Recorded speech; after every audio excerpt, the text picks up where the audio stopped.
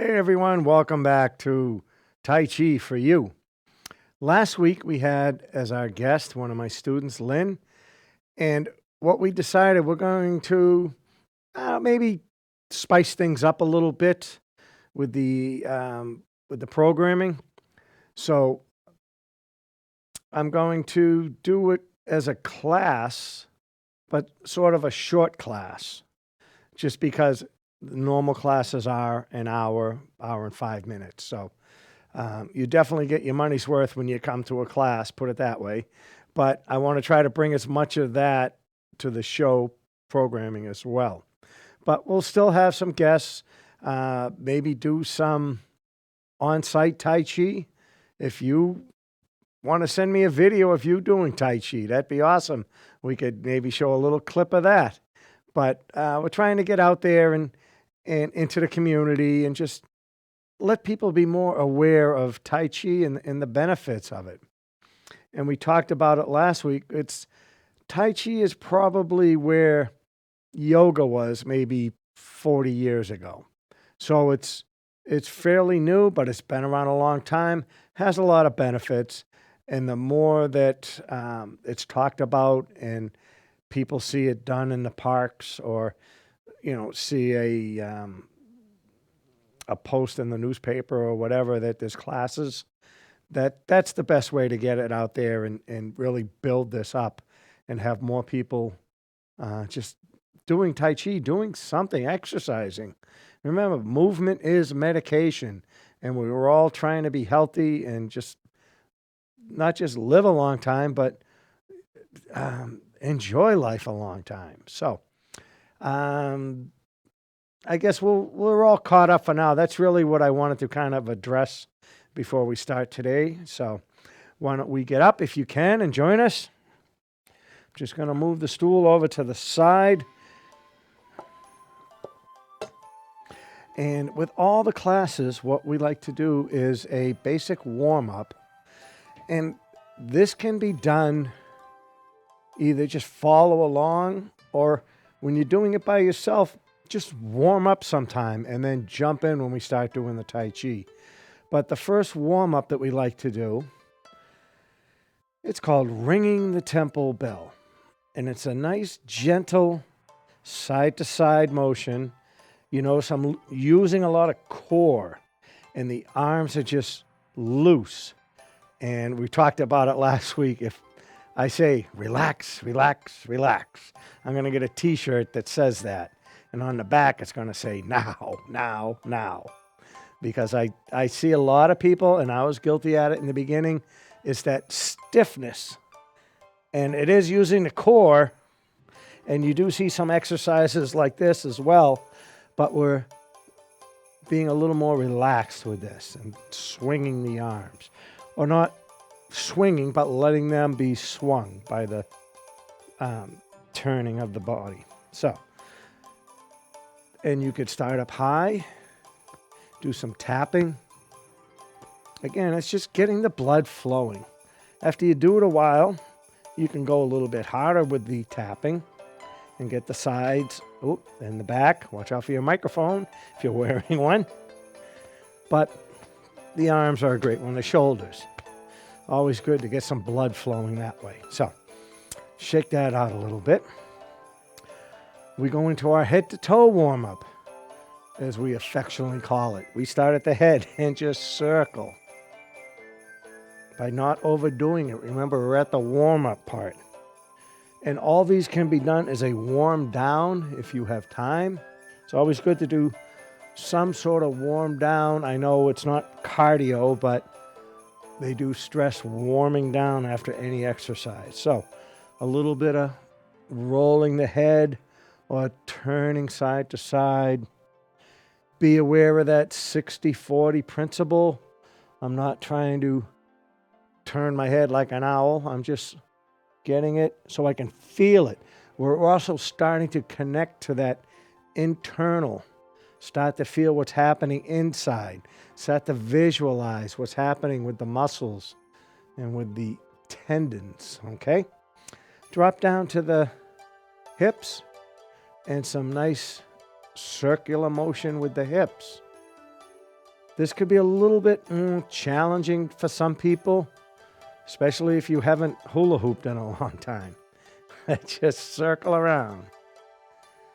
Try to keep the back fairly straight. Remember to breathe. And we do it in both directions. 3, 2, 1. Okay. With the knees, there's all kinds of warm up with the knees. You could just sort of do a little marching in place, but be aware. Start to really feel that connection with the ground and with your body and what's happening with that weight shifting. Or we do some circular motions. They don't have to be large. They don't have to be fast. The whole idea is to be aware of what's happening with the knee. If you feel pain, again, try something else or back off just a little bit with it. But if you can, again, build up to the point. It isn't all done in one class or 6 weeks. 6 weeks you will see an improvement, but in the beginning, the first time doing these, it could be a lot for somebody. So whatever you feel comfortable doing, circle it, or that outward motion, circling outward, and then bringing around the opposite direction. And again, for the beginners, if you need something to lean on, you have a stool, you have a chair, you have a countertop, something that you could lean on. Whatever you're up against, that's the solid foot. So we're going to lift up the other one and just do some clicking with the ankles. All right, just circle them around. Any type of motion. It could be, some people like to do that flex up and down, or circle, and just shake it, just loosen it up a little bit. When you switch sides of the stool, go to the other side, and again, it's up, and you could do that flex. You could do some side things, but we really want to focus on the ankle. Again, there's so many exercises you can do. Like, figure out some routine, and we do that head to toe routine in class. We spend a little more time with the warming up, but we do a full body warm up as well. So circle or flex back and forth. Good. The other option to this one, and I've shown it to you before, is the idea of, using the stool. There's no problem with using something for balance, because your balance is going to improve, but it's there if you need it. So just visualize you're touching it and not having your hand on it, and lift, and then do your circles. But incorporate, see, right there, I needed it. So circle. The arm, the wrist is the ankle. And then we can take the hand off. 3, 2, 1. And we always want to even out. We do both sides.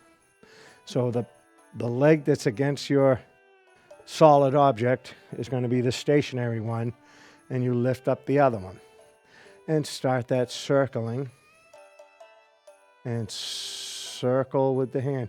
Slow it down a little bit. See, I was going too fast, and I was sort of getting out of orbit. And the breath has a lot to do to it as well, if you breathe slow. 3, 2, 1. Awesome. All right. Let's just set this to the side.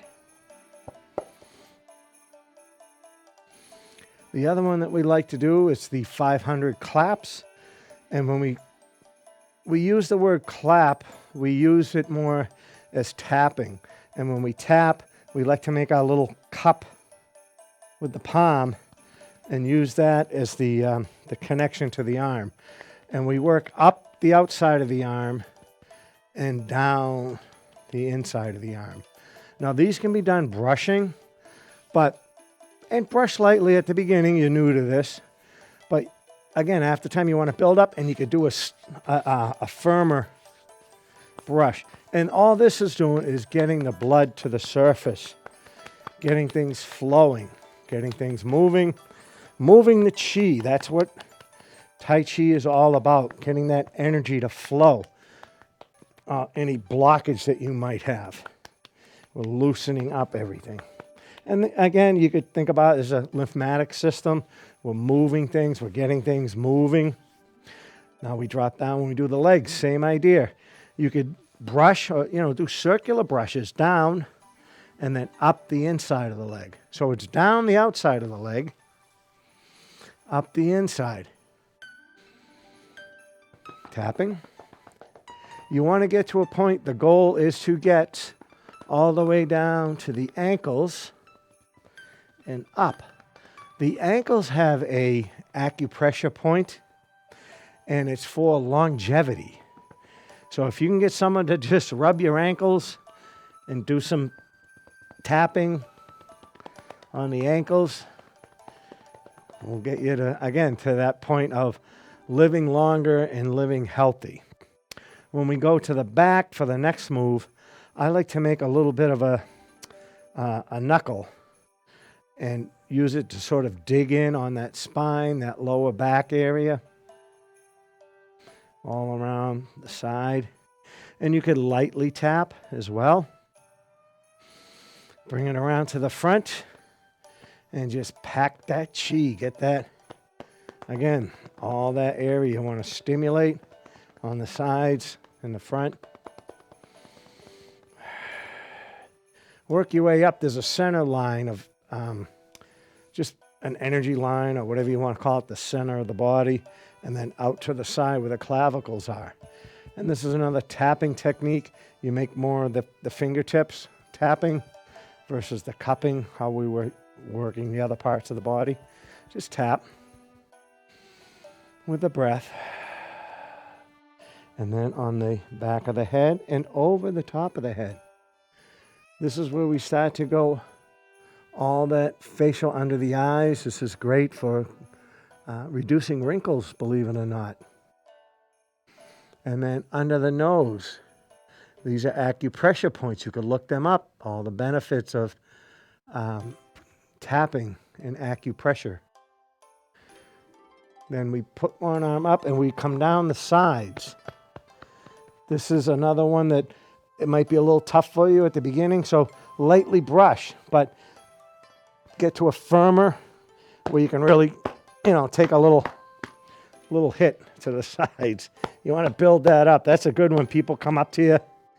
You want to be ready for them. Good. Fingertips are next. We just tap on the fingertips. Just a light tap. Again, getting those nerve endings, the blood flowing. And then we do what we call a karate chop. We just bounce on the side of the palm, get both palms or both hands, and then the wrist. Just open up and just hit the wrist like that. Good. So that's a general idea. If you want to follow that one, when you do it on your own, use this as a guide. Spend more time on what feels good to you. This wrist one feels really good. I could just do this for a good solid minute. And the same things with the knees. It was tough for me in the beginning, but I enjoy now that knee warm up, getting things looser, any type of movement. So when we start the class, we kind of start with the basics. And so that's what's great. If you come to a class and you've come to 2 or 3 and you've missed a couple, don't let that deter you. Get back to class. The idea is that we review. And the only way you get better is to practice. Okay?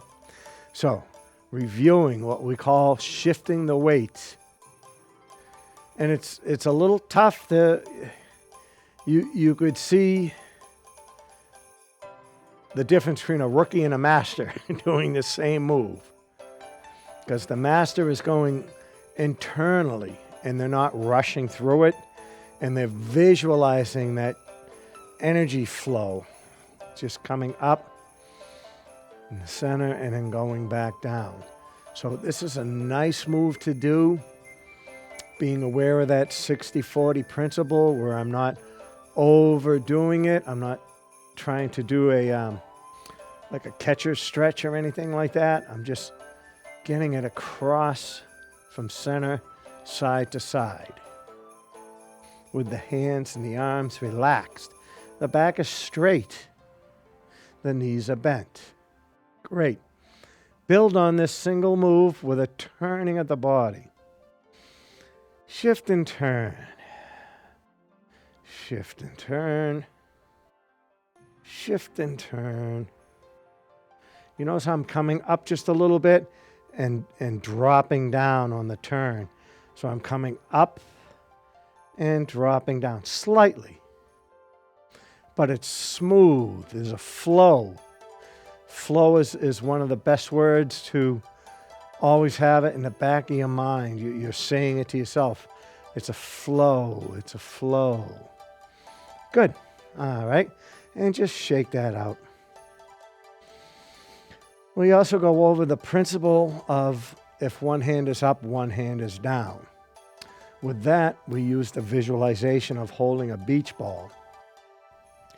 And what it is in retrospect is you're protecting this area right in here where there's not really any bones or anything. There's, vulnerable internal organs here. So if I have a way to protect them versus being up, there's a lot that could come at you. So we're at that 60-40 idea of right here, not too high, not too low, not locking out, just relaxed, relaxed, relaxed.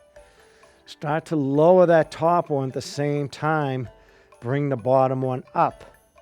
And if you could see, they just about meet at just about heart level, but the flow is continuous. They separate about the same speed. Don't get them going one faster than the other. And then here's my guard point, my 60-40. And this is where they switch. And this takes practice. Believe it or not, it looks simple. It is. It's a little tricky. So we're ready. We're just down, bring it up, and switch. And the idea is not to stop. It's like, great, I did it. I completed it. Keep going. Just turn and drop. There's no stop at the top. Turn and start up again. It's automatic. With the back straight, the knees are bent. And it takes a little comfort. It might be discomforting for some people. Put a little bit of weight on the front of the foot, not on the heel. So more on the front of the foot. Not too much. Again, that 60-40 principle. That should be ingrained with every move, just like remembering to breathe. Up, down. And what this is doing is starting to getting that energy flowing. Again, we talk about our physical body. We have an energetic body.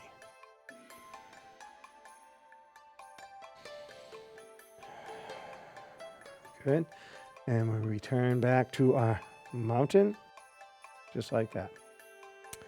So, with the first move, it's called mountain. And mountain is more or less just how it should be. It's a nice positive posture.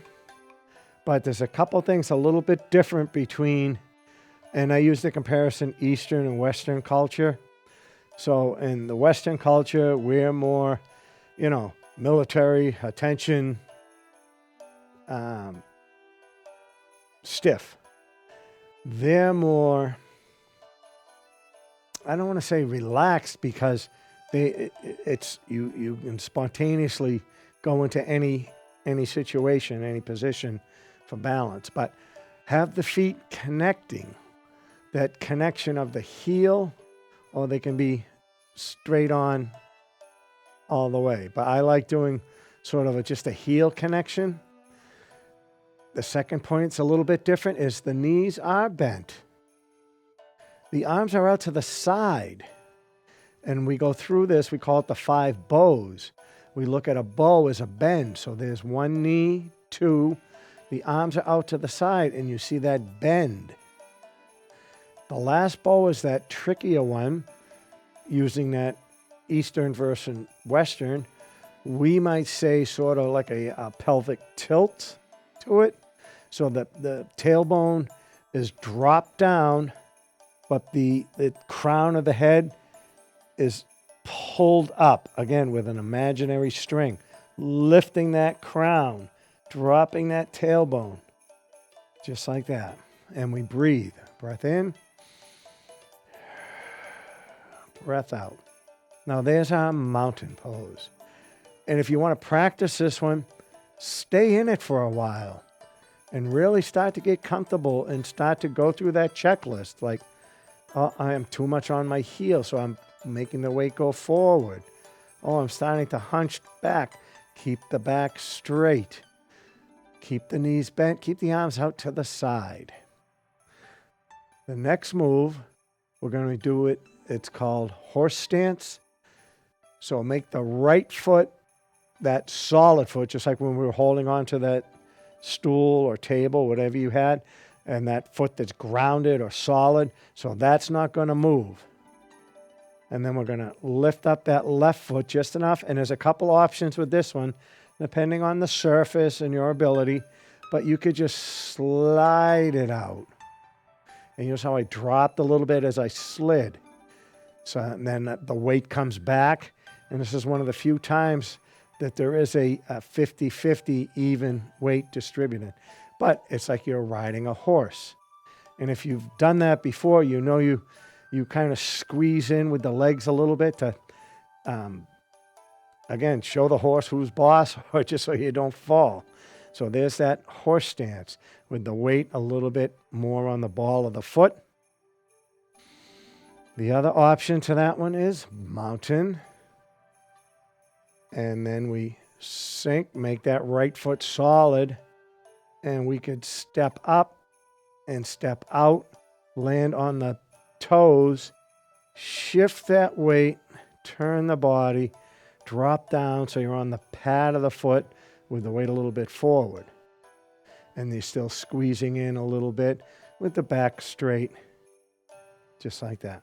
So let's review that one more time. We're in our mountain pose with the connection. So again, that checklist of mountain, and stay in it for a moment just to sort of feel what's right, what's not right, what am I forgetting? Okay. And then a lot of times we'll do this in class, and then the instructor will say, Tai Chi begin. There's our weight on the right foot, and there's our stepping out, and there's our weight shift, and settle in to our horse stance, like we're riding a horse. Excellent. Now the third move, we got time, I'm going to show you. It's called opening move or Tai Chi arms. And this one here is that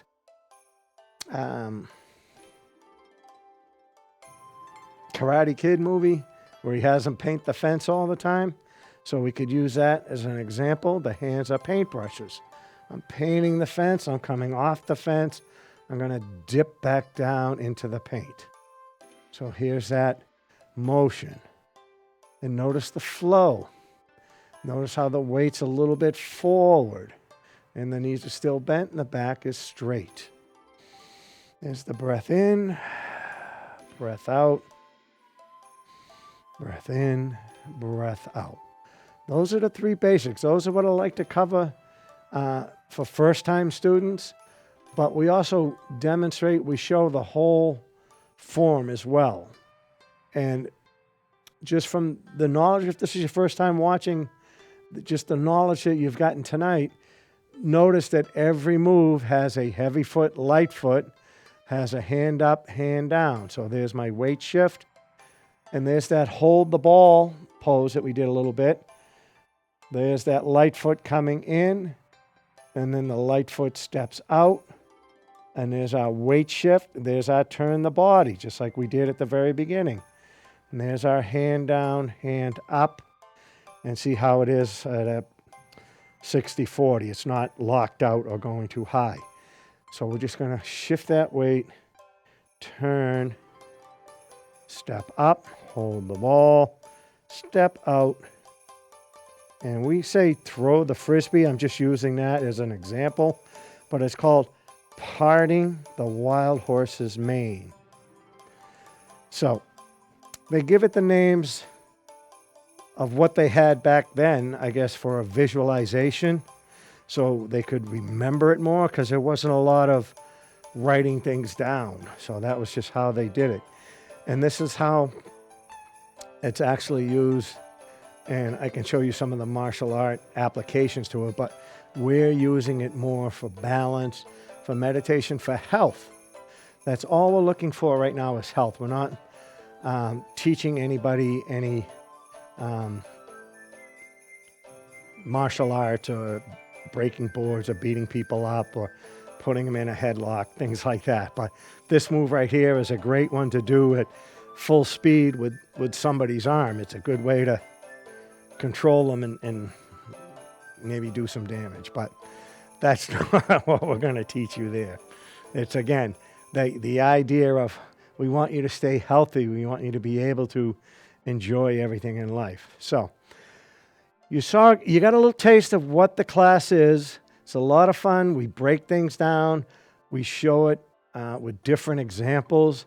And what it is with Tai Chi, you make it yours. So however your move is, it's to follow the teacher, but not necessarily to copy. Make it your own, because some people have that little difficulty with things. And I work with whatever your situation is. I've had blind students, cerebral palsy students, people recovering from injury. Their doctors recommend they find Tai Chi. So it's really for everybody. By that, I mean we can adjust the move. Don't think that you have to be this already in great shape or already, very loose and limber. But if you are, bring it, and we can just show you more and work with that. So until next time, we'll see you guys. This is Tai Chi for you.